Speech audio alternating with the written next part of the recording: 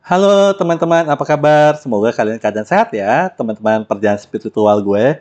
Dan semoga kalian tetap menjaga kesadaran kalian ya. Dengan mungkin saat ini situasi kondisi kalian yang mungkin lagi kurang baik, semoga kalian tetap menjaga kesadaran agar apapun masalahnya, apapun kondisinya, kalian bisa memutuskan dengan tepat dan pasti positif. So, hari ini kita kedatangan teman perjalanan spiritual kita nih, yang mungkin bisa dikatakan luar biasa, yang bisa dikatakan bahwa requestan dari teman-teman perjalanan spiritual nih. Siapa lagi kalau bukan Dul Jalani. Apa kabar, Tuh, Dul? baik-baik, alhamdulillah. Thank for Halo coming. semuanya. Saya terima kasih dari undang. Thank for coming Ya, sekali lagi. ya. Dan aku lupa deh. Aku jadi kalau salah aku koreksi aku ya. Soalnya aku Ya, nggak tahu juga. Jadi dari istriku yang ngontak manajermu, katanya kamu itu terakhir itu habis nyelesain film atau apa ya kalau nggak salah. Oh ya, alhamdulillah sekarang lagi ada kerjaan Oke, wow. seni peran dan ternyata nggak semudah itu Ya. dan ternyata ada spiritualnya juga. Oh, wow. Ternyata. Oke, wow. Maksudnya ada spiritual ini, jadi penasaran juga nih gagal. Oke. Maksudnya apakah memang filmnya ada bergenre spiritualnya, ataukah kamu Hmm, menemukan spiritual di film tersebut? bukan bergenre spiritual ya, tapi Tapi menemukan. pengalaman ini kan aku baru banget di dunia Ya, film ya. gitu. Dan otomatis kan karakter yang kita mainkan tentu harus berbeda dengan Personal. personal ya. Ya, Jadi yang karakter yang aku mainkan namanya Saka Saka. dan Oh, aku boleh adalah sebutin nggak apa-apa. nggak apa-apa Oke. Saka Wijaya dan yang aku mainkan adalah Dul Jalani dan itu karakter yang beda banget. Ya, Jadi di tengah perjalanan itu kita kan biasa ada reading, ada workshop, ya pasti. dan ada karakter development. Yes. Jadi ketika aku nulis karakter itu, ya cara duduknya Saka seperti apa? Oh, misalkan seperti gini, cara jalannya seperti apa, cara berpikirnya seperti apa. Dan ternyata mungkin waktu aku kemarin main film itu bisa dibilang film sindrom lah. Film sindrom tuh Maksudnya gimana kayak tuh? ya main film, Hmm. terus kita excited gitu Oh, loh. oke, ya, ya, ya, ya, ya, Kita ya. saking Wow. excitednya sampai lupa tanggung jawabnya sebagai seorang aktor adalah Ya, menghidupkan karakter. ya. Sehingga ada cerita lucu gitu. Apa itu? Udah syuting D4, aku buka lagi kan karakter development yang udah aku Ya. buat gitu. Ternyata jumping semua karakternya. Oh, wow. Kok karakter aku udah develop, ternyata pas aku dipraktek di lapangan itu jumping semua. Apa nggak sesuai dengan apa yang aku buat. Di situ aku mempunyai kesadaran.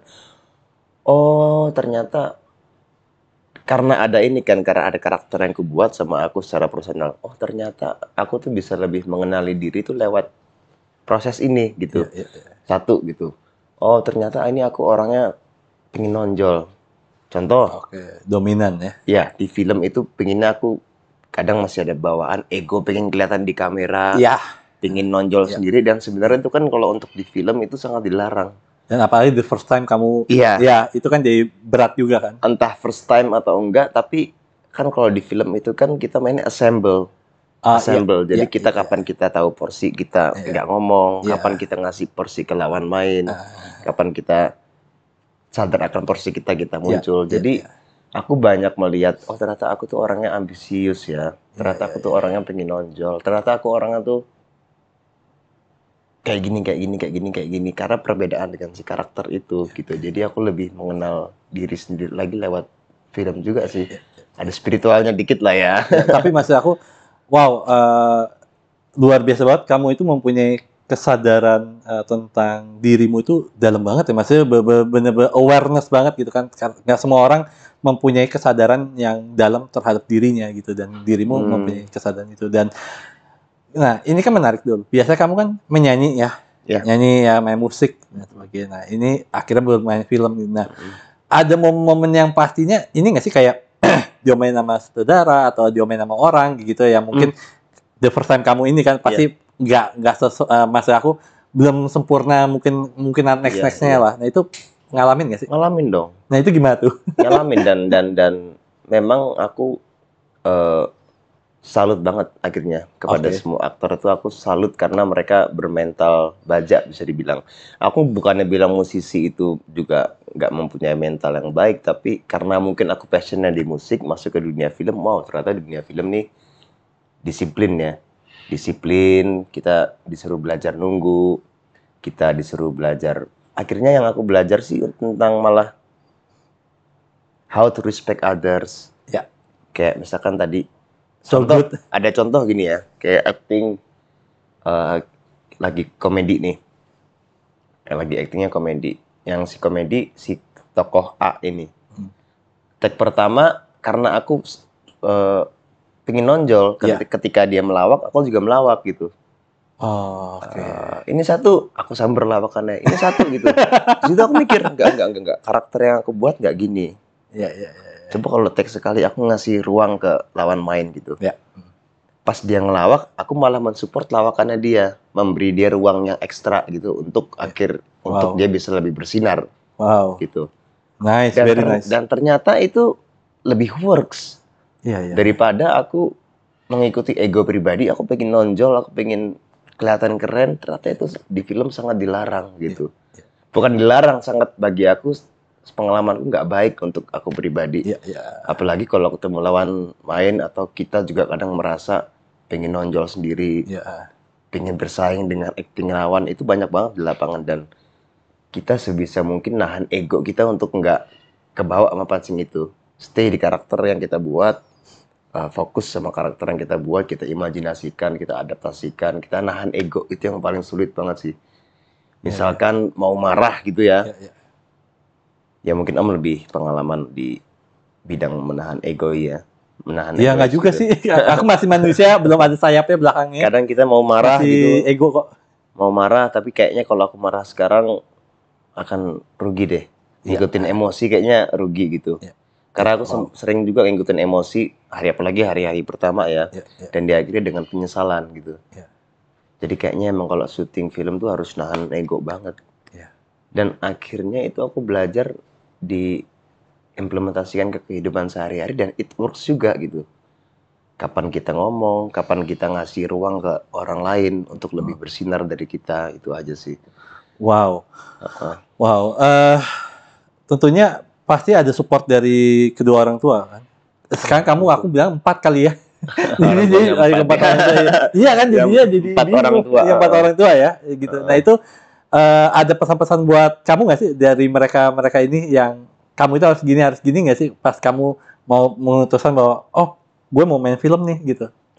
Enggak sih, cuma ayah tuh atau bunda tuh memang sangat-sangat tegas dalam mungkin bisa dikatakan kamu tuh lihat ayah sekarang gitu, udah sukses gitu, kamu nggak tahu gimana ayah jaga reputasi dari zaman dulu, bagaimana perjuangan ayah bunda dari yang mungkin kalian sekarang lihatnya alhamdulillah sudah bercukupan, cuma banyak yang nggak tahu kalau ayah bunda itu dulu sempat ngontrak loh. Terus dulu juga sempat mandi pakai gayung, struggle-nya, terus bagaimana ayah bunda menjaga reputasi di dunia entertain. Contoh kayak hari ini jujur reputasiku agak turun. Apa yang bikin turun? Telat aku datang ya. Kamu daerah mana sih? Aku daerah Pejaten. Menurutku hari ini aku agak turun gitu. Jadi aku mau ngomong spiritual tapi aku telat, aku agak malu. Contohnya gitu. Iya, Jakarta kan gitu ya. Kota yang nggak bisa diprediksi. Iya, tapi menurutku kalau itu didikan dari orang tua, aku masih gagal menjalankan didikan nasihat orang tua bahwa kamu harus menjaga reputasi kamu. Entah itu di film, di musik. Kamu harus misalnya kamu di musik ya kamu dalamin musik. Kamu dalamin sedalam-dalamnya sehingga nanti hargamu bisa dari 10 juta naik 20 juta, 30 juta, 40 juta sehingga bisa ratusan juta. Karena kamu beneran bervalue di bidangmu gitu. Wow. So, jaga reputasi sih yang paling dipesan. Iya, betul. Wow, kamu orang perfeksionis ya? Virgo mungkin ya. Wow. Mutia Amanda ngomongin tentang bintang. Dia ngomongin tentang bintang. Yang gue nggak ngerti nih sendiri nih. Gue mesti dibalas apa kan? Nah, tapi kalau bukan zodiak, maaf aku potong. Kalau bukan zodiak kayaknya emang karakternya perfeksionis kayaknya. Iya kayaknya. Nah, mungkin gara-gara kamu bilang bahwa kamu nahan ego dan sebagainya, mungkin juga ini nggak sih karena kamu kan main musik ya? Biasa kamu kan jadi personal, maksudnya jadi sorotan sendiri gitu. Itu juga menjadi sebuah mungkin ada positifnya juga negatifnya ketika mungkin hal itu terbawa di film juga ya yang tadi ya. Ya negatifnya Ya ketika kayak tadi bawa film kan kamu ngerasa mau menonjol kan, karena kan iya di musik kan juga seperti itu kan. Maksudnya karena iya iya sendiri, right? Eh, eh, eh, Iya eh. kan? Ya ketika kita nggak bisa ngontrol egoisme kita, pelajaranku sih sejauh ini sih ketika kita ngikutin emosi dan nggak bisa ngontrol ego itu pasti endingnya nyesel. Oke. Pelajaranku sejauh ini ya. Contoh ya kayak kemarin aku baru sadar akan kewajibanku sebagai aktor aja hari kelima gitu. Baru Oh, sadar total gitu. Oh, ternyata main film itu ya tugas aktor itu ya menghidupkan karakter aja gitu. iya. Mau di shot, mau nggak di shot, mau nggak diambil tuh bukan urusan kita sebagai aktor tuh urusan sutradara dan editor gitu. Iya. Dan itu banyak sih akhirnya aku bisa menerapkan dalam kehidupan sehari-hari. Wow, amazing. So, tadi ngomong musik gitu ya. Aku juga tertarik juga dengan ayahmu mempunyai band Dewa gitu ya, yang mempunyai banyak musik-musik yang mungkin Ya. irisan spiritualnya gitu ya. Salah satunya, kalau nggak salah ya, aku maaf ya kalau salah nyebut yang namanya. Kalau nggak salah, kalau seandainya surga neraka nggak ada ya, tetap ada ya. Nah, Ya. dengan dirimu sendiri, menurut kamu gimana tuh? Ayahmu mempunyai apa ya? Tes musik yang mungkin mempunyai siratan-sirat yang tersirat tentang spiritual, tentang ketuhanan. Iya, dari karya kan kadang menurutku itu eh, cerminan dari Personal. pemikiran pribadinya ya. Yang aku kenal emang ayahku tuh orangnya suka baca buku, Ya, khususnya tasawuf, sufi dan lain-lain. Dan ya, itu ya, ya, kan ya. juga dari syairnya Rabiah Al-Adawiyah itu kan, setauku. Dan kalau ngomongin konteks itu, itu ya nih kita masuk ke tasawuf nih langsung nih. Hah? Langsung kita ke bab tasawuf nih langsung. Ngomong dikit dulu, nanti baru kita ngebahas tentang tasawufnya. Soalnya nanti ada Oh, pertanyaan yang mau aku juga, nah nanti dah setelah ini baru iya. aku bahas tentang tasawuf yang akan lebih dalam. Coba, monggo Kalau dulu. menurutku aku tuh aku lagi di fase juga aku nggak berani menghakimi pemikiran seseorang sebelum aku paham total esensinya gitu. Oke, Misalkan ada wow. orang berpikiran aku nggak takut surga sama neraka. Kenapa? Karena aku cuma cinta sama Allah gitu. Ya, Jadi aku nggak mengharapkan surga dan neraka. Even aku bisa berdebat eh, dengan ranah syariat gitu. ya, Surga neraka tuh ada loh bla bla bla bla, bla. Tapi ya, aku nggak mau. ya, ya, Aku sangat-sangat orang yang menghindari perdebatan dan aku menghargai pemikiran gitu. ya. Menghargai perbedaan. Misalkan ada orang Islam yang pemikiran juga berbeda dengan aku. Aku nggak mau langsung menghakimi, oh kamu gini, kamu nggak mau. Aku cerna dulu, oh dia mikir gitu karena dia kayak gini, kayak gini, kayak gini. Saat aku paham esensinya, contohnya apa ya? Ada orang yang bandel, Oke, contoh. Ya kita semua manusia penuh dengan kekurangan lah. ya, Ada orang yang dari Islam, terus dia memutuskan untuk keluar dari Islam. ya, Aku nggak mau menghakimi gitu. ya. Karena aku pengen tahu dulu esensi pemikiran dia apa. Oke, mungkin dia nyaman dengan Lebih ke Tuhannya, lebih ke kali lebih Tuhannya. ketemu Mungkin Tuhannya dia lebih. lebih ketemu dengan dia di Kristen. Iya, Walaupun secara hati, aduh sayang banget harusnya kamu Islam. Tapi aku nggak mau menghakimi. iya, iya. Dan aku nggak mau bilang oh, itu orang kafir. Karena kenapa? Aku So banyak good. banget orang yang kesannya bandel, tapi akhir hidupnya dikasih sama Tuhan kehidupan yang baik. Iya, iya, iya. Misalkan contoh ada orang yang begajulan mudanya, tapi pas masa tua tiba-tiba menjadi berubah drastis menjadi orang yang baik. Iya. Aku nggak mau bilang kebaikan itu dari dia alim atau apa, tapi dari orang menjadi orang yang dermawan, Iya. menjadi orang yang tahu tentang budi pekerti, Iya. jadi orang yang sopan, Iya. menjadi orang yang tahu diri, tahu batas, Iya.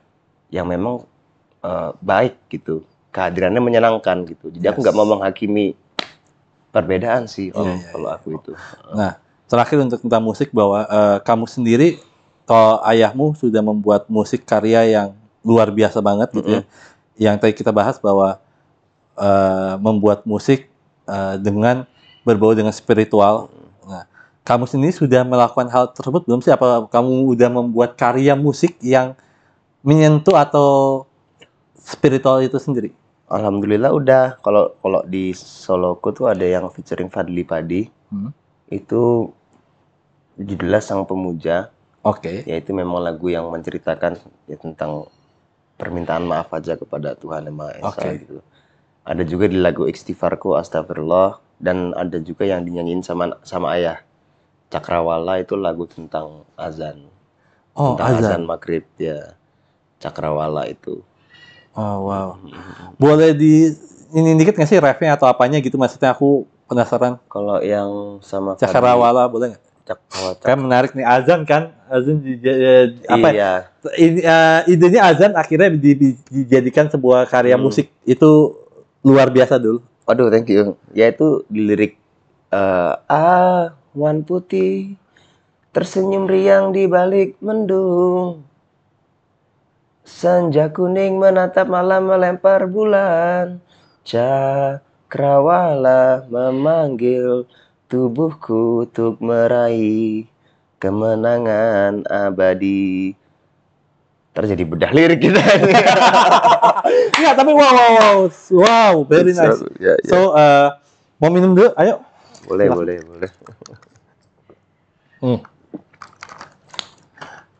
Wow, Dul.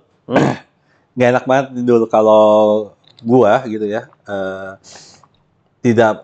Gini. Dirimu punya penyakit mah nggak sih? Ada.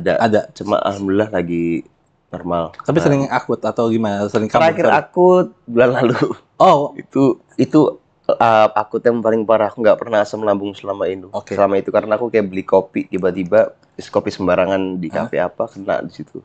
Oh, ya kopi kalau sembarang ya. Tapi BTW kalau ngomongin kopi ini gak ngomong kopi ya. Kamu tahu kopi namanya decaf nggak? Ya, tahu. Decaf. Nah, itu kan kopi yang bisa dikatakan ampasnya, right? Nah, itu aman tuh buat lambung tuh. Karena istriku aja, si Gina aja, dia sama ibuku gitu ya, my mom, dia itu nggak bisa minum kopi. Kalau minum kopi pasti emaknya langsung ngejedut dan itu langsung sendawa. Terus-terusan GERD ya. Nah, so makanya dia minum kayak mungkin decaf dan sebagainya. So nggak enak banget nih, Dul. Sorry banget. Gue kalau nggak nawarin cemilan dan gue sering sakit mah. What do you like? Maksudnya apa aja? Salah satunya gue ini deh. Nah, ini apa nih sambil ini? Oke. Ini itu dulu cemilan yang sehat. Ya. Bahkan cemilan yang lebih sehat dikarenakan dia cara masak pun juga menarik ya, yang dimana dia dipanggang dan tanpa MSG utama, dan dia gluten free, dan pastinya cemilan ini, dan yang paling gue suka adalah rasa bawang. Dan buat teman-teman nih ya, kalau teman-teman suka dengan cemilan ini atau mau kepoin nih cemilan ini nih ya, teman-teman boleh banget loh ke Instagramnya, ke casagrata.id, yang dimana kalian bisa pesan dan harganya terjangkau banget. So, gue buka ini dulu dan boleh minta. perawanin dulu deh. Waduh, bismillah. Namanya apa ini? Casagrata. So, satu lagi nih, ini yang paling penting nih, Dul.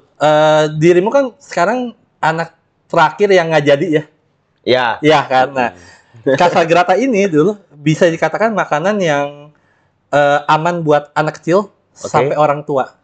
Karena gluten free yang tadi gue bilang bahwa tidak ada pengawet dan dipanggang, aman banget. Dan pasti kalau buat diet nih, gue juga badan gue mah udah segede Samson kali ya, jadi dia butuh diet, dan ini cemilan diet yang cemilan yang sangat sehat, yang enak banget, dan vegan ya.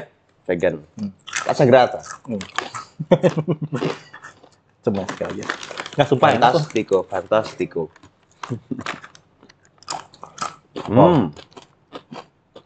Fantastico. Oh, mau lagi nggak? Boleh. Ternyata jadi makan nih, nggak ngobrol. Dan ini terima kasih ya. Siap, sama-sama. Nah, ini rasanya banyak banget. Nah, so ini langsung emang ada vibe spiritualnya ya. Ini itu rasa garlic. Lo makan bawang nggak sih? Makan dong. Nggak, soalnya enak sih bawangnya. Nah, so Kembali ke topik. lanjut lagi bahwa, dan ini juga menarik yang bikin aku penasaran bahwa nama kamu itu kan nama yang bukan nama orang sembarangan. Yo. Diambil ya. Ya. Dari bisa dikatakan ulama ya, ulama legend. Hah? Ulama fikih, sufi dan legend banget. So berat nggak sih dengan mempunyai nama seperti itu? Maksudnya kayak mungkin, ngerti sih, ada rasa beban mental. Pastinya pasti bangga, pasti ya. Pasti bangga, ada rasa bangga. Tapi ada rasa bebannya nggak sih? Kayak Beban sih nggak, cuma kadang malu. Kayak contoh gitu, misalkan mungkin ya ayahku ngasih nama aku itu juga aku belum tahu. Aku belum nanya pribadi ke ayah kenapa sih ngasih aku nama Abdul Qadir Jalani gitu. Karena memang sangat-sangat harus dijaga nama itu kan. Ya. Ya contoh kalau misalkan aku Abdul Qadir Jalani, maksud aku minum alkohol gitu. Ya. Maksud aku nge-seks gitu kan. Ya. Itu kan malu banget gitu. Jadi ya gimana caranya dengan semampuku aku menjaga nama itu memang gitu. Kayak contoh di musik, aku kan emang sedikit suka lirik-lirik yang berbau melankolis gitu kan. Berbau melankolis and darkness. Ya. Contoh di 90-an gitu kan. Tapi masa orang yang mempunyai nama Abdul Qadir Jalani membuat lirik tentang keburukan, tentang kegelapan, itu kayaknya lebih nggak make sense. Jadi lebih ada ke barrier rem gitu aja sih. Sampai ayahku pas aku ulang tahun tuh aku dikasih lukisan Syekh Abdul Qadir Jalani dengan alasan, ini kamu taruh di kamarmu, biar kalau kamu mau maksiat di kamarmu nggak bisa gitu. Wow. Ayah kenapa sih gitu? Tapi aku sangat beruntung dikasih nama itu. Aku merasa alhamdulillah gitu. Jadinya aku harus juga itu kan menjadi kewajibanku untuk mengulik nama dari yang punya nama gitu. Contoh ya aku harus banyak baca buku soal Syekh Abdul Qadir gitu dan lain-lain. Orangnya seperti apa, dan ternyata beliau bukan hanya bukan hanya orang berzikir di atas langit, tapi beliau juga ahli matematika, ahli fisika, ahli sejarawan, ahli banyak ilmu dunia yang ternyata beliau kuasai gitu. Bukan sekedar ulama yang paham agama, tapi ilmu dunia juga beliau kuasai dengan sepenuhnya ternyata. Itu kan juga yang jadi aku, berarti kalau orang namanya Abdul Qadir Jalani nggak boleh goblok dong gitu, nggak boleh bodoh dong, malu dong aku sama yang punya nama gitu. Kalau aku punya nama Abdul Qadir Jalani tapi aku tidak menyingkronkan namaku dengan jiwa dari nama itu. Lebih ke situ sih Om, lebih ke malu kadang, lebih ke. Lu manggil Om ya gue? Apa dong manggilnya? Mas aja nggak abang kayak apa? Jangan Om lah, tua banget tuh. Suhu ya. Suhu gila ya. Jangan nanti banyak yang ngeplak gue. Jangan. Suhu. Om lagi malu loh. Ya itu sih. Daniel aja dipanggil kakak lo ya. Kakak Daniel dipanggil kakak lo. Oh iya. Ya kak. Kak apa nih aku panggilan nih? Ya terserah. Nama asli boleh. Nama memang panggung my name kan Ibit. Nah, aku dari ngomong cerita gagal ngomong nama. Nama aku kan nama panggungku kan nama Ibit Sario. Ibit Sario kan kota pariwisata di Spanyol. Rio ada naga. Itu kalau digabungin bagus tuh namanya. Naga nyasar ke kota, nggak bercanda. Nggak. Yang benar Rio itu naga kalau di Jepang artinya. Oh iya. Nah, luar biasa banget. Dan akhirnya kalian kan Dul itu mempunyai 3 nama masing-masing yang mempunyai karakter sufi, orang-orang sufi, right? Ya. Nah, itu pernah bertanya nggak sih kenapa kalian bertiga kasih nama orang-orang sufi sih gitu maksudnya? Aku udah bilang aku tuh belum tahu kenapa ayah tuh ngasih nama bertiga tuh nama-nama yang bisa dibilang agak berat gitu ya. Sangat berat sih. Sangat berat buat aku. Cuma mungkin ada doa terselubung kali ya dari orang tua waktu pemberian nama itu. Ya contoh kayak tadi waktu aku ulang tahun ke 21 kalau nggak salah. Aku dikasih kado sama ayah tuh lukisan Syekh Abdul Qadir Jalani dengan alasan nih kamu taruh di kamarmu. Jadi kalau kamu mau maksiat kamu nggak bisa gitu. Aduh gitu. Ya sebagai anak muda kadang ada aduhnya ya. Aduh. Tapi aku sangat bersyukur juga satu sisi dikasih nama Abdul Qadir Jalani gitu. Karena menurutku ini menjadi tugas yang baik gitu. Bahwasanya aku membaca bahwa tugasku ya mungkin juga ini menurutku pribadi sampai tua nanti ya berusaha menyingkronkan nama dan jiwa dari nama itu gitu. Itu aja sih. Itu yang menjadi tantangan dan sangat berat. Tapi aku berterima kasih kepada ayahku karena tantangan itu adalah tantangan yang baik gitu. Aku untung nggak dikasih nama Pablo Escobar gitu. Kalau aku dikasih nama Pablo Escobar, aku harus menyingkronkan nama sama jiwa Pablo Escobar, repot bos. Daripada Abel Cobra mau lebih parah. Banyak yang ketawa. So,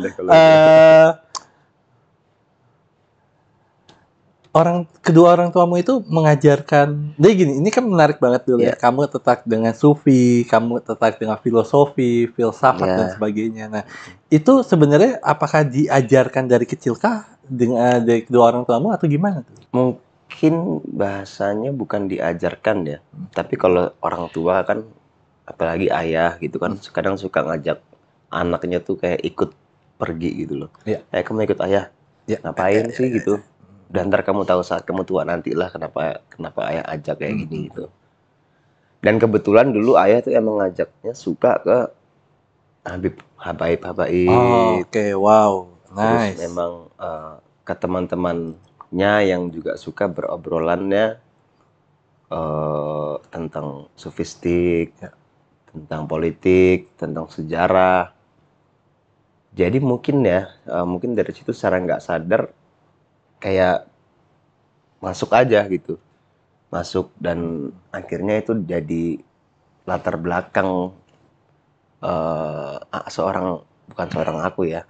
Jadi latar belakang aku gitu. Bahwa aku memang besar dengan di lingkungan yang orang-orang yang suka membahas keilmuan gitu. Jadi kadang maaf kalau masuk ke anak muda tuh agak aneh gitu. Ke anak muda kan mereka yang bahas kan kadang ada juga yang membahas tentang keilmuan gitu ya. Ya pasti ada banyak sekali. Tapi yang aku temui kadang-kadang bahasannya ya seputar di situ-situ aja gitu. Jadi maaf kalau aku agak aneh gitu. Jadi maaf juga kalau misalkan ada yang ngomong. Nah kok nanti kita akan bahas tentang keanehan kamu. Dulu sok dewasa gitu. Gimana nggak sok dewasa? Aku nggak dewasa. Cuma aku dari kecil nongkrongnya sama orang yang lebih tua gitu. Latar belakang. Jadi off kamera, on kamera kayak gini ya, nggak pernah buat gitu. Banyak pemikiran orang dewasa yang akhirnya kamu konsumsi secara mau nggak mau, sadar nggak sadar, akhirnya kamu mengkonsumsi itu dan karena itu pergaulan juga ya, karena kamu sering diajak. So, aku mau narik ke belakang dulu, tapi aku nggak mau detail gitu karena buat aku udah dulu, tapi yang aku mau nanyakan apa yang kamu dapat dan apa yang kamu lihat. So banyak yang mengatakan tentang dirimu dulu, kamu yang sekarang ini karena pernah kejadian sebuah tragedi saat dulu yang waktu kecelakaan itu. Nah, pertanyaannya gini, ketika kamu kan waktu itu itu koma atau apa? Aku nggak tahu tuh, banyak versi juga tuh. Nah, tapi kalau kamu diceritain ke Bunda menceritakan kamu itu apa, koma atau apa?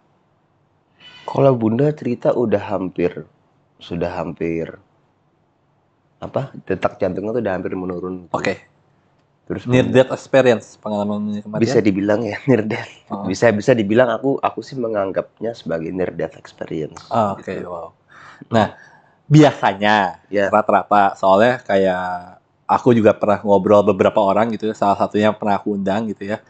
Bisma Karisma, dia juga pernah dibacok juga kan. Itu nah itu dia koma.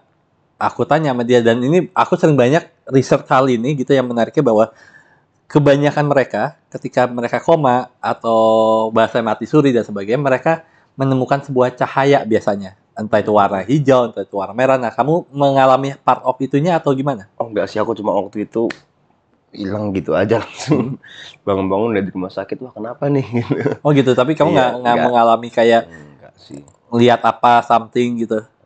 Enggak sih. Aku cuma ingatku aku lupa aja gitu, banyak gelap gitu. Even dari nyetir pun aku sebenarnya udah lupa gitu. Oke. Udah banyak lupa. Tapi mungkin kalau ditanya melihat apa, ada hal sisi spiritual apa enggak yang kamu lihat dari situ? Aku sekali lagi aku nih ngomong di mana-mana ya. Kalau ngomong soal kecelakaan tentu nasib keluarga korban lebih. Nggak apa-apa aku nanya ini nggak apa-apa ya? Iya, nggak apa. Ya aku selalu bilang kalau kita ngomongin kecelakaan pada waktu itu tentu nasib keluarga korban lebih memprihatinkan tentu ya. Aku alhamdulillah masih dikasih nafas untuk memperbaiki diri lagi, untuk hidup lagi gitu. Tapi aku pernah di posisi yang nggak bisa jalan tuh selama 2 sampai 3 bulan lah. Oke. 2 sampai 3 bulan tuh aku bener-bener maaf duluan kakiku patah. Aha. Jadi aku bener-bener di kasur tuh ada 28 hari lah. Hmm. Itu ngeliatin orang jalan tuh enak banget. Oh wow. Jadi ngeliatin orang jalan tuh, ya Allah, pada waktu itu ya, aku tuh pengen jalan gitu. Ngilu sih dengarnya. Pengen jalan gitu. Nah terus mungkin itu efeknya sampai sekarang kalau misalkan kita tahulah dengan sekarang dunia dengan berisiknya sosmed, dengan banyaknya mimpi kita sebagai manusia pribadi gitu. Pising kan kadang. Ya. Kalau sudah terlalu overthinking tuh aku buat sandaran hatiku itu aja sih. Alhamdulillah aku masih bisa jalan kok gitu. Ya. Alhamdulillah aku masih bisa ngobrol nih. Ya. Alhamdulillah aku masih bisa minum tadi, masih bisa makan. Itu menurutku sandaran hal yang luar biasa sih. Sandaran hati kalau kata Leto. Iya benar. Jadi kalau udah mulai overthinking kemana-mana, aku masih bisa nafas kok. Aku pegang ini kok, aku masih bisa nafas. Aku masih bisa makan gitu, itu udah alhamdulillah banget gitu. Itu sih mungkin yang bisa aku ceritain sedikit. Wow. So balik lagi ke masa sekarang. Awal kamu mengenal tentang filosofi itu dari mana sih? Filosofi, filsafat gitu maksudnya. Dan apa yang membuat kamu akhirnya menjadi sebuah momen yang kayak, oh gue tertarik banget nih sama hal ini nih, sama filsafat, sama filosofi nih. Awalnya ayah, jadi seperti anak bagi pada umumnya lah. Pasti kan kita pas kelas 3 SMA tuh ada rapat keluarga nih. Ya. Gimana nih masa depanmu nih? Kamu mau kuliah atau mau main musik atau mau gimana gitu. Ya pada saat itu aku aku mau main musik gitu. Ya keduanya bunda ngasih nasihat yang sama, ayah ngasih nasihat yang sama. Ya kalau kamu mau kuliah jangan setengah-setengah. Kalau kamu mau main musik jangan setengah-setengah. Tapi kalau kamu nggak mau kuliah, kata ayah, kamu harus banyak baca buku. Apa aja lah gitu. Supaya kamu nggak bodoh-bodoh amat, kata ayah. Kamu harus tetap belajar habis lulus. Baca buku apa aja yang kamu suka. Kebetulan waktu itu aku, buku pertama yang aku pinjem dari ayah tuh Khalil Gibran, Sang Musafir. Itu bukunya cukup berat kan loh sebenarnya. Atau nggak buat kamu? Waktu itu aku malah enjoy banget. Sama sih. Jadi alhamdulillah buku pertama yang aku dapat dari ayahku tuh Khalil Gibran Sang Musafir dan aku enjoy banget. Dan ada beberapa cerita yang sampai sekarang aku masih ingat gitu. Akhirnya, kalau dari buku Sang Musafir gitu ya. Itu ada cerita seorang istri bertanya kepada seorang suaminya gitu, mana yang lebih penting, hidupku atau hidupmu? Si suaminya diam aja.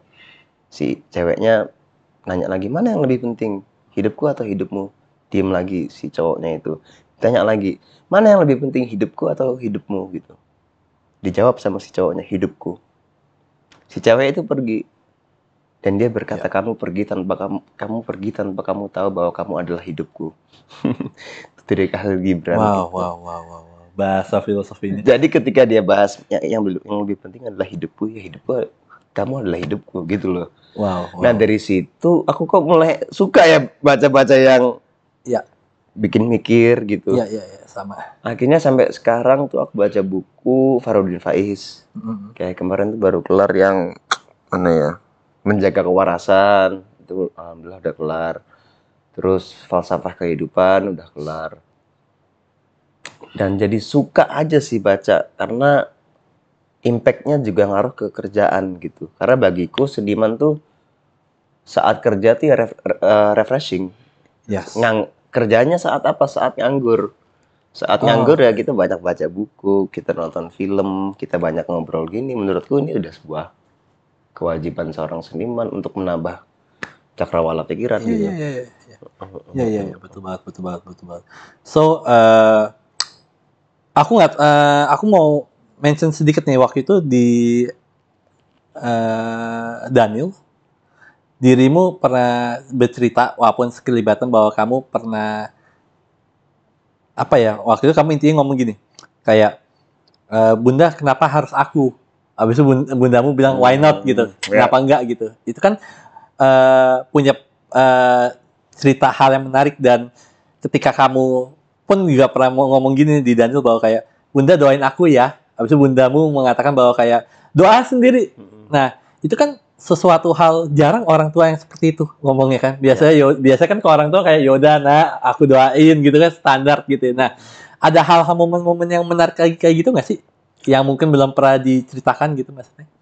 Ya, untungnya alhamdulillah ayah bunda tuh emang orang tua yang masih menerapkan, aku nggak bilang keras ya, tapi tegas. Ya. Masih menerapkan parenting yang gaya lama, Mm-hmm. tapi ternyata juga menurutku itu masih bermanfaat di zaman sekarang gitu. Oh, wow. Menurutku ya, kayak ayah itu sangat keras soal adab gitu. Kayak misalkan aku ngomong, aku makan, terus dulu zaman dulu ya, aku makan terus aku nggak makan ya, itu bisa sama ayah bisa jadi hal yang kamu Masalah. kalau mau makan makan bilang dulu dong kalau ada teman-teman ayah makan gitu. Oh. Kayak naik ke Iya, iya, panggung, iya. itu yang ngajarin ayah kamu kalau naik ke panggung jangan langsung nyanyi, kamu hormat dulu ke penonton. Ayah itu sangat keras kalau masalah adab gitu. Oh, wow. Bunda juga eh, keras juga, terutama tentang kemandirian finansial gitu. Jadi kalian kira dulu tuh orang yang minta-minta ke orang tua, enggak, Bunda tuh sangat keras. Kalian kalau mau kaya ya kalian kerja sendiri gitu. Ya, ya. Kalian kerja sendiri, kerja keras, jangan males gitu. Dan jangan ngutang gitu.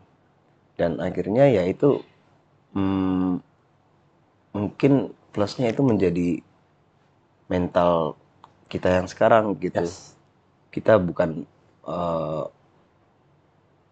anak dari Bunda Maya dan anak Ayah Ahmad Dhani, tapi bukan apa-apa minta-minta gitu. Karena Oke. itu ngaruh juga dong ke spiritual, Ya, pasti. ya kan? Ketika kita di sama orang tua dipaksa untuk mandiri, otomatis kan kita di lapangan contoh kayak tadi aku nemuin pengalaman spiritual dalam film. Ya, ya, ya, Oh, ya. ternyata di film tuh kayak gitu. Karena menurutku di era di umur 24 nih udah harus punya mental hanya ada aku dan Tuhan gitu. Kayak aku akhir-akhir ini sadar sebenarnya nggak ada yang manusia yang benar-benar peduli sama aku selain Allah pribadi Oh, wow. dan orang-orang Very yang nice. memancarkan cahaya Allah itu aja. Aku udah di fase itu dan memang didikan orang tua ayah bunda itu luar biasa banget soal spiritual banyak banget ya bisa aku bilang satu persatu. Kalau bunda ya tadi itu kan kalau kamu mau diterima ya doa sendiri dong. Gitu. Kalau ayah ya kamu belajar dong, kamu belajar buku gitu karena kalau ilmu Instagram, ilmu TikTok tuh ilmu umum gitu. Iya, iya, iya, iya, Kalau ya. kamu belajar Setuju, setuju. buku itu literasi yang beda gitu. Iya, iya, iya. Jadi emang pendidikan orang tua tuh mungkin berpengaruh besar ya sama tumbuhnya aku menjadi mungkin aku yang kayak seperti ini dengan segala kelebihan dan kekurangan Iya, gitu. iya, iya, iya, iya. Nah, so tadi nih kita nemuin, jadi berapa hari yang lalu, kemarin ya Budi ya, jadi kita itu buat community gate di di YouTube gitu ya, yang akhirnya aku cuma nulis kayak timku nulis kayak kalau dulu diundang mau ditanya apa. Nah, akhirnya aku memilih salah satu pertanyaan yang dimana berhubungan dengan tadi tentang finansial, boleh dan Boleh dong. pertanyaan dan Jadi dia tanya kalau misalnya zaman sekarang nih Gen Z ada duit berlebih, duitnya ditaruh di mana ya investasinya? Hmm. Gitu sih. Jadi ngelihat karena dulu kan udah punya uang yang punya pemasukan yang oke, dia kepo sih biasanya tuh dual atau jenis lainnya ada preferensi nih investasi di mana? Kalau aku karena kebetulan aku Mau investasi di mana? Aku kebetulan kerjanya di bidang seni, ya aku investasi di karya musik. Oke. Ya contoh rekaman, ya aku keluarin modal dong. Ya, Kapitalnya aku sendiri, sehingga master punya aku. Hak cipta songwriting juga punya aku. ya. Ya itu kalau di musik ya. Investasi mungkin kalau aku sih di musik sih, di kesenian ya. Di kesenian. Kalau mau investasi yang spiritual ya investasi sama Allah lah. Investasi sama Tuhan, sedekah itu kan investasi yang spiritual, bisnis dengan Tuhan gitu. Tapi kan sebaik-baik sedekah adalah sedekah yang tersembunyi kan. Sebaik-baik ibadah kan betul. ibadah yang silent Exactly. gitu. Jadi ya itu aja sih setahu aku. Wow, tadi udah teman-teman udah terjawab ya omongannya ya. Jadi maaf nih nggak semuanya dibacain karena banyak juga lumayan lah ya. Iya. Nah, so maaf nih aku kalau salah ngomong ya maaf. Apa-apa. Jadi aku mau nanya sesuatu juga. Dulu ya, aku juga penasaran dulu itu apakah kamu sempat mencari Tuhan, mencari agama ataupun kayak maaf ya ateis kah atau apa nggak sih, pernah momen itu nggak sih? Soalnya bikin aku penasaran juga. Pasti soalnya aku lihat kamu itu orangnya selalu mencari kan. Ya. Nah, ada satu momen Kalau itu. ateis sih enggak ya. Karena aku pun belum tahu definisi ateis seutuhnya gitu. Ya, saya banyak banget pasti. Iya, aku tuh paling nggak suka ada orang yang bilang aku agnostik, aku ateis, tapi dia belum mempelajari semuanya. Aku tuh paling nggak suka gitu. Kecuali kalau kamu ateis, kamu agnostik, kamu udah belajar semua. Iya, aku udah belajar Bible dan semuanya. Aku respect. Iya. Dengan pemikiran mereka. dia, aku respect. Tapi kalau ada yang bilang aku ateis, aku agnostik, aku ini, tapi dia belum pelajari semuanya, aku kayak belajar dulu kali gitu. Even itu berlaku untuk aku juga. Iya, pasti. Aku jadi nggak bilang aku ateis, cuma dulu memang ada masa pencarian kayak kurang percaya. Oke. Ya kalau menurutku Allah itu bos, kita ini pegawai, wajar lah kadang pegawai bete sama bos kan. Ya. Jadi aku mencari gitu sampai akhirnya ya aku mau minta dan aku diberi. Sesimpel itu aja sih. Sesimpel itu kenapa aku akhirnya believe in God, because aku mau minta dan aku diberi, udah sesimpel itu. Jadi ketika besok-besok ada masalah lagi, sandaran hatiku cuma aku pernah minta ke Allah dan Allah ngasih hadiah ke aku kok. Pasti satu hari Allah ngasih hadiah lagi gitu. Dan aku rasa semua pencarian itu akan menjadi percuma kalau kita nggak punya. Ini mungkin self reminder juga buat aku pribadi. Semua pencarian itu akan percuma kalau kita nggak punya adab yang baik. Iya, setuju. Akhlak yang baik, budi pekerti yang baik. Karena menurutku Nabi Muhammad pun ngomong, tidaklah aku diutus ke muka bumi ini kecuali untuk menyempurnakan akhlak dan budi pekerti manusia. Itu yang utama kan. Yang paling utama kan itu budi pekerti. Tidaklah aku diutus kecuali untuk menyempurnakan akhlak atau budi pekerti manusia. Itu yang paling utama. Jadi contoh gitu, aku sholat, tapi aku pelit, ya percuma bos. Iya, betul, setuju. Aku sholat, tapi aku bukan percuma, sayang lah. Iya. Aku sholat, tapi aku tidak berbakti kepada orang tua. Ya, sorry bos, agak sayang banget sholatnya. Gali lubang tutup lubang nggak sih bahasanya? Boleh Aku katakan nggak tahu itu apa, tapi aku lagi belajar itu sih, self reminder buat aku. Ya apapun itu, kayak makanya kenapa di sufi-sufi itu selalu banyak ngomongin sang pencinta. Iya. Aku seorang pencinta. Terus sekarang banyak juga, akhirnya aku juga sempat kepengaruh kan, kalau nulis-nulis aku nih pecinta, aku nih apa sih pecinta itu? Ya hingga sampai sekarang aku mikir ya pecinta itu seseorang yang memancarkan cahaya budi pekerti atau cahaya akhlak itu. Contoh ya, seorang pecinta nggak mungkin pelit. Seorang pecinta nggak mungkin pelit. Karena seorang cinta pasti sangat berbagi gitu.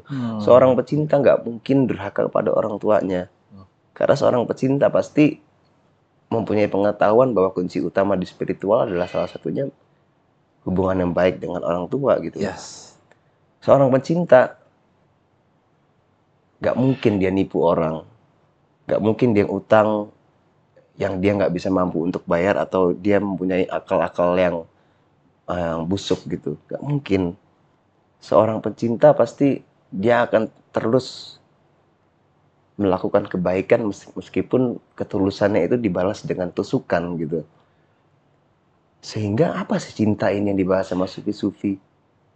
Aku seorang pecinta cinta, ya menurutku di faseku yang sekarang ya cinta adalah budi pekerti. Oh, Di wow. faseku yang sekarang ya. So good. Jadi aku sombong, aku sholat loh tadi zuhur. Iya. Tapi aku dengan sini, sorry maaf to say, kakiku di atas gini. Iya. Ya maaf ya aku. Ya nggak apa-apa, nggak apa-apa. Itu kan menurutku Yang perlu contoh sih memang. itu Kita contoh menunjukkan akhlak yang nggak baik, ya contoh ini editor juga nggak balik ya, akhlaknya. itu menurutku hal yang sayang aja gitu kalau kita udah sholat tapi kita tidak memancarkan itu tadi. Nabi Muhammad berkata, tidaklah aku diutus ke muka bumi ini selain untuk menyempurnakan akhlak atau budi pekerti. Itu yang utama. Jadi itu yang selalu jadi self reminder aku sih. Apalagi ada kata-katanya Syekh Abdul Qadir yang aku suka banget. Apa tuh? Kalau bisa ridholah. Hmm? Ridholah dan Ridholah. terimalah dengan takdir Allah. Toh pun jika belum bisa ridho dengan takdir Allah, Iya. paling tidak jangan berakhlak buruk. Oh, wow. Dari kitab Futuhul Ghaib. Itu yang selalu menjadi self reminder bagi aku. Jadi kalau aku belum bisa ridho sama takdir Allah, ya aku paling nggak aku berusaha mungkin nggak berakhlak buruk gitu. Itu aja sih Wow. yang aku tangkap selama ini perjalananku gitu. Karena menurut aku basic itu penting.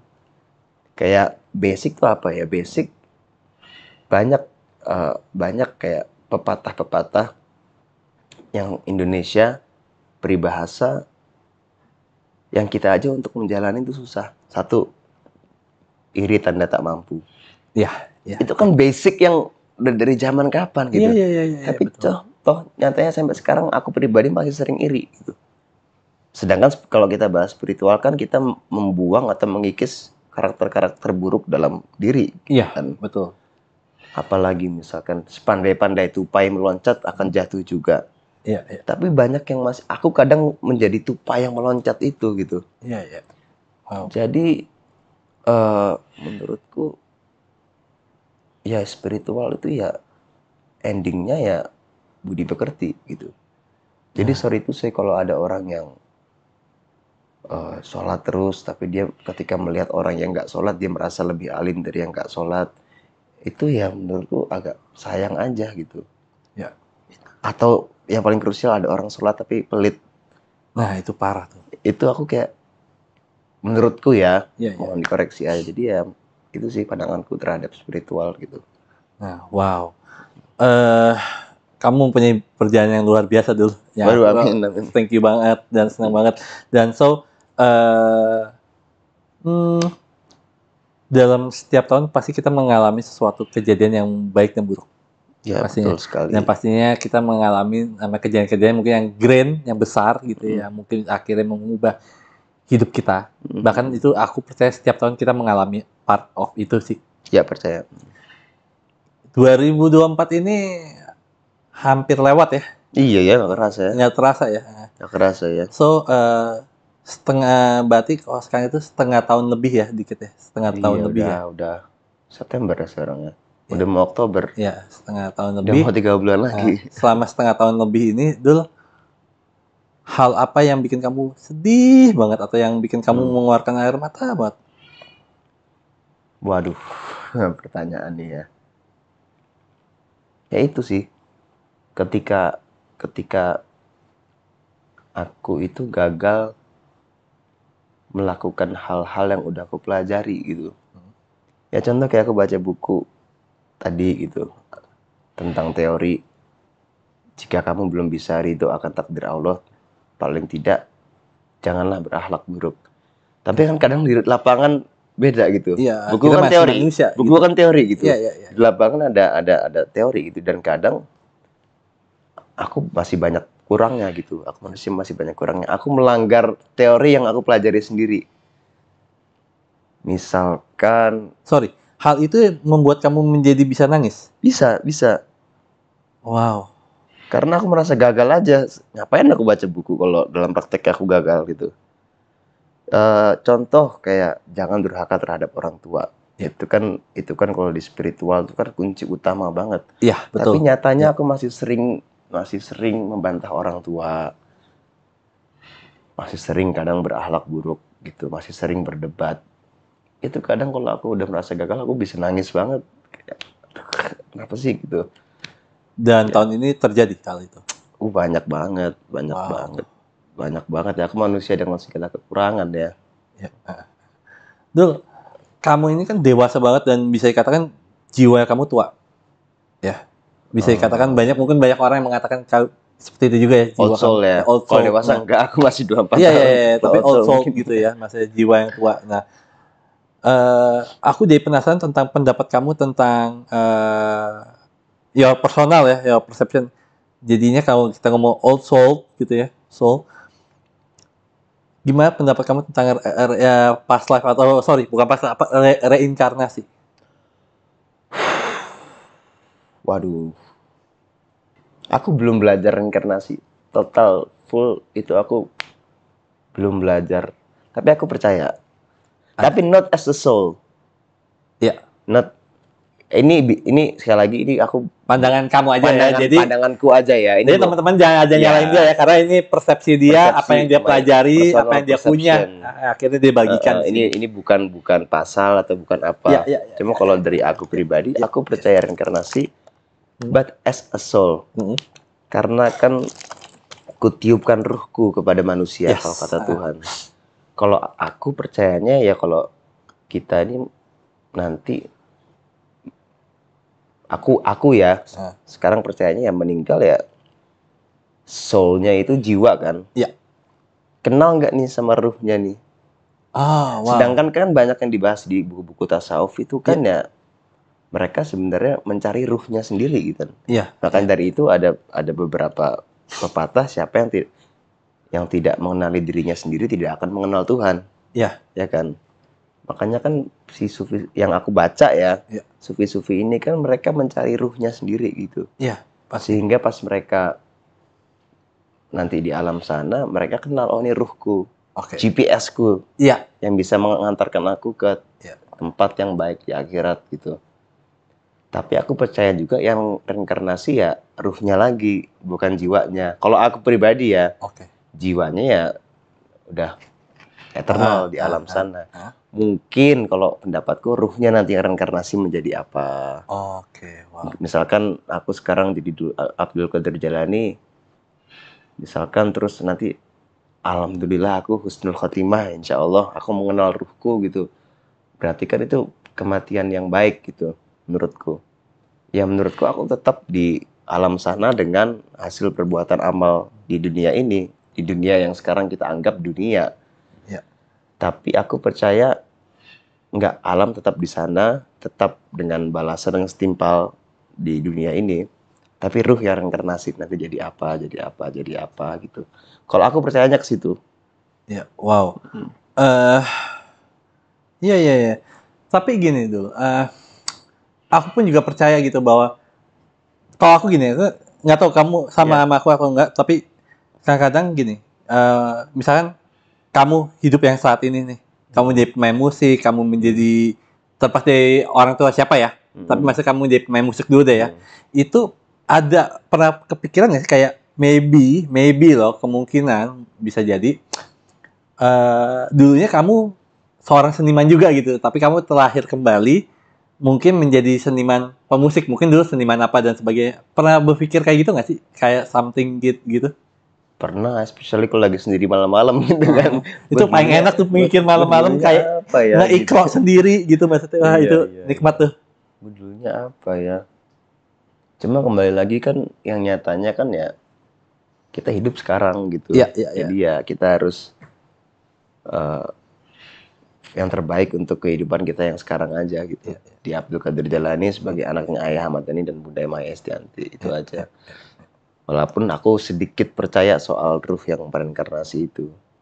Kalau jiwa tetap dengan fitrahnya jiwa gitu kan. Nah, aku juga penasaran juga tuh. Tapi ya mungkin yang kamu nggak pernah omongin ya dimanapun ya. hubungan kamu sama Tuhan itu seperti apa sih? Yang mungkin yang secara personal, yang mungkin kamu nggak pernah ngomongin di podcast atau di infotainment manapun, ada nggak sih hubungan apa yang akhirnya menjadi sebuah spesial yang mungkin yang belum pernah diomongin? Hubunganku sama Tuhan, waduh. Ya. Ya naik turun lah. Ya pasti. Naik turun pasti ya. Tapi ya aku merasa kalau kita mempunyai belajar dan belajar terus mempunyai keyakinan yang kuat sama Allah, itu insya Allah, apalagi kalau kita sangka baik sama Allah, itu insya Allah hubungan kita akan baik juga sih sama Allah gitu. Ya. Meski sebagai manusia ya tentu aku banyak dosanya, banyak banget Iya. gitu, dari dosa gibah, dosa pacaran, dosa. Oh, kamu masih gibah juga ya? Masih dong. Oh, masih. Biasa. Oh, masih. Iya, Nggak kayak aku orang-orang kayak kamu cuek gitu, maksudnya ya udahlah gitu. Ya mungkin ada beberapa hal yang berlebihan, aku mencintai berlebihan, membenci berlebihan, dari iri dengki. Tapi aku paling takut itu ketika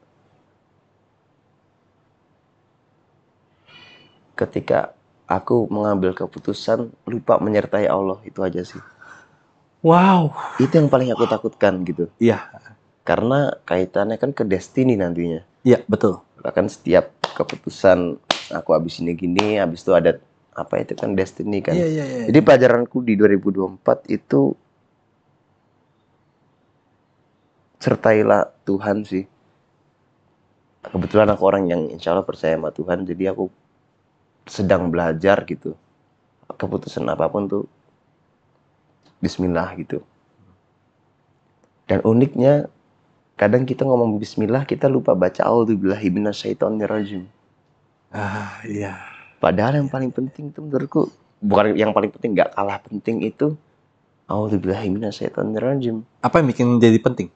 Karena kan aku berlindung dari godaan setan yang terlaknat. Iya. Kadang-kadang sorry nih aku minum. Bismillah. Setan ikut minum nggak? Iya. Ya kan aku belum baca A'udzubillahi minasyaitonirrajim gitu. Iya. Itu kadang kita lupa yang sama yang basic-basic gitu. Iya.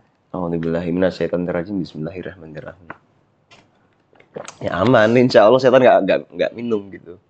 Jadi aku paling takut itu ketika apalagi masih muda gini kan, banyak emosi, banyak emosionalnya. Jadi aku paling takut tuh ngambil keputusan emosional, dan saat aku mengambil keputusan itu aku lupa menyertai Tuhan, itu aja sih. Iya.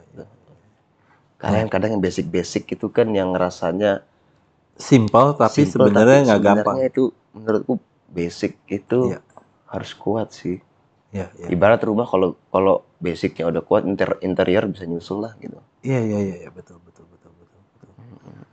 Wow. Dul, aku juga penasaran juga, Dul.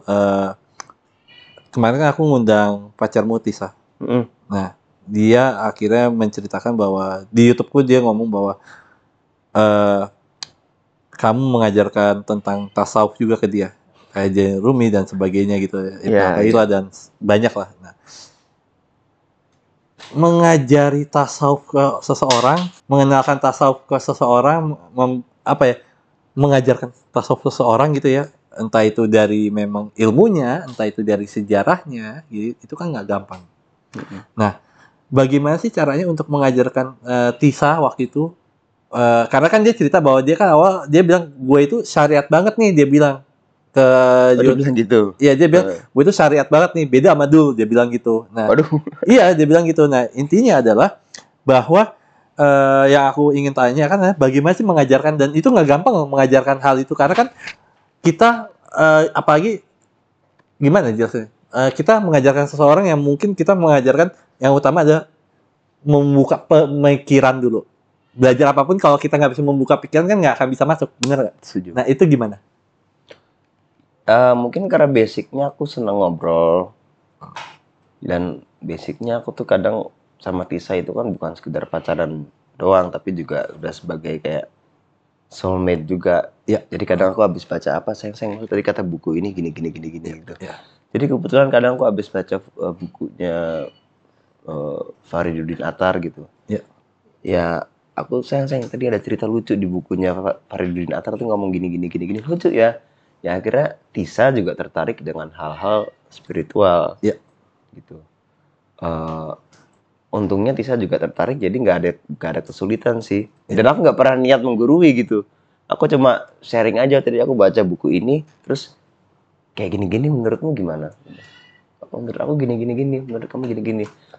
Jadi lebih ke tukar pandangan aja sih, aku nggak punya niat untuk menggurui. Karena sekali lagi kalau untuk masalah spiritual itu masing-masing banget. Betul, setuju. Aku nggak mau. Yes. Kamu harus gini, harus, aku nggak mau. Iya, Itu masing-masing banget.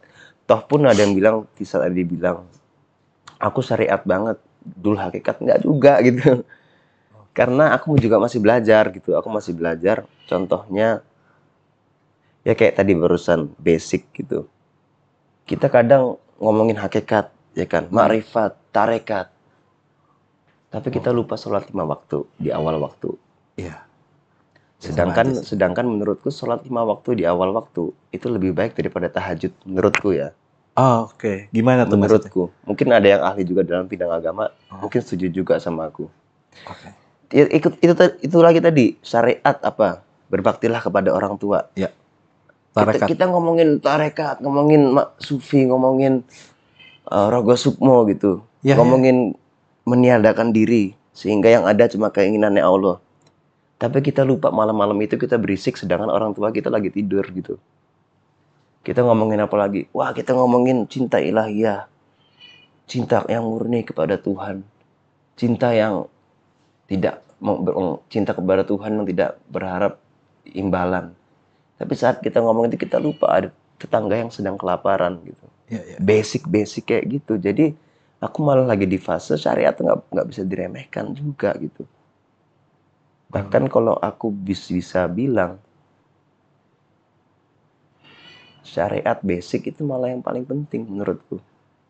Karena ya kayak tadi kalau aku nggak tahu ya mana yang benar, 4 ilmu itu terpisah atau 4 ilmu itu jadi satu, aku nggak tahu. Cuma yang aku tahu banyak sekali pengalaman aku pribadi, teman-temanku itu ibarat melupakan syariat, itu ibarat mereka banyak pakai skincare, banyak memperindah wajah tapi lupa potong kuku. Iya. Contoh kayak ada teman yang memang dia juga suka bahas agama dan spiritual gitu.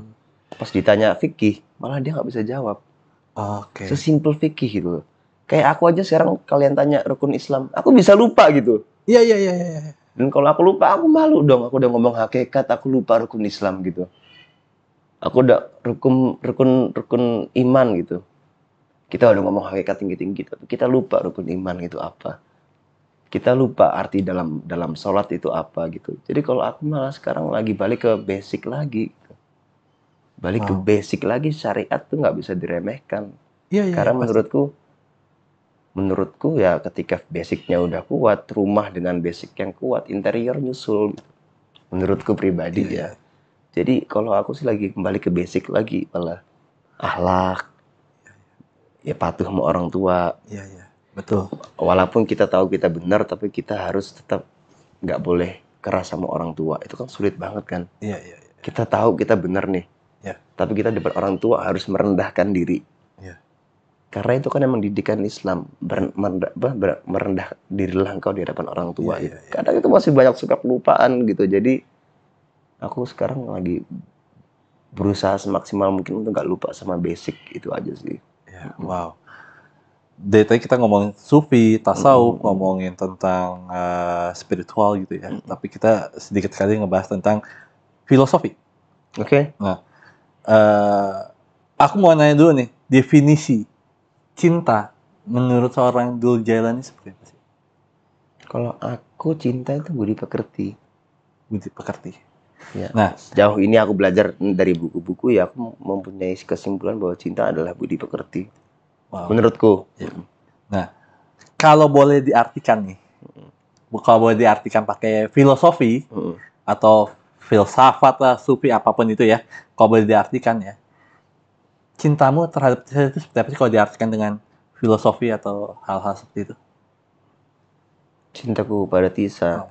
Kalau pakai filosofi ya? Ya kayak dalam dunia pacaran aja, dunia cinta aku belajar banyak gitu. Bahwa cinta itu bukan sekedar perasaan yang menggebu-gebu. Aku kangen kamu, aku sayang kamu. Sorry, aku nih masih level di pacaran ya. Ya. Jadi kalau ada yang lebih ahli dalam rumah tangga, ya ini Nggak apa-apa kok, ini kita juga pengalamanku, belajar sama yang masih pacaran kok. ini pengalamanku aja ya. Kayak cinta itu nggak sekedar aku kangen kamu, aku sayang kamu. Kalau kata Dewa kan cinta bukan sekedar Iya. kata-kata indah. Ya itu cinta tuh komitmen, terus menghargai, menerima kekurangan. Kalau kita cinta sama orang karena cantik ya biasa. Ya. Tapi kalau kita cinta sama orang tapi karena segala kekurangannya, itu kan yang Iya. dikejar dalam hidup gitu. Terus cinta itu ya tanggung jawab. Contohnya apa ya, kalau kamu ngajak cewek sampai malam ya kamu anterin dia pulang dong gitu. Itu anak orang loh gitu. Terus ya ketika kita cinta sama cewek ya kita harus menghormati ibunya juga gitu. Menghormati orang tua akhirnya kan. Ya masa mau cewek gak mau ibunya gitu. Kita harus belajar juga menghormati orang tua. Cinta adalah toleransi. Oh kamu gitu ya prinsipnya. Ya harus terima dong. Nggak boleh egois. Cinta itu nggak boleh egois. Dan dari situ kan akhirnya bisa diimplementasikan lagi ke hal-hal yang lain gitu. Ya bahwa cinta itu menurutku sesuatu energi yang lebih tinggi lagi sebenarnya. Oke. Bukan sekedar aku cinta kamu, aku sayang kamu. Cinta pun juga kalau di filsafat banyak kan versinya. Betul. Mau cinta yang apa nih? Mau cinta sama cewek, atau cinta ilahiyah, atau cinta sosial, kan banyak juga gitu. Tapi kalau dari Tisa sih aku itu bahwa cinta itu budi pekerti. Wow. Dul, thanks for coming sekali lagi. Oh ya, buat teman-teman nih ya, udah sejam nih gue ngobrol sama Dul nih ya. Jangan males lah jarinya, goyangin dikit dah jarinya untuk like, comment, and subscribe. Dan kalau menurut kalian bahwa konten ini, obrolan gue sama Dul ini bermanfaat dan mengubah cara pandang kalian, bolehlah kalian klik the big love. Oke? Jangan lupa comment and subscribe, dan see you next time. Bye-bye. Dan kalau ada yang bisa koreksi yang lebih pintar mungkin, monggo. Bye. Thank you.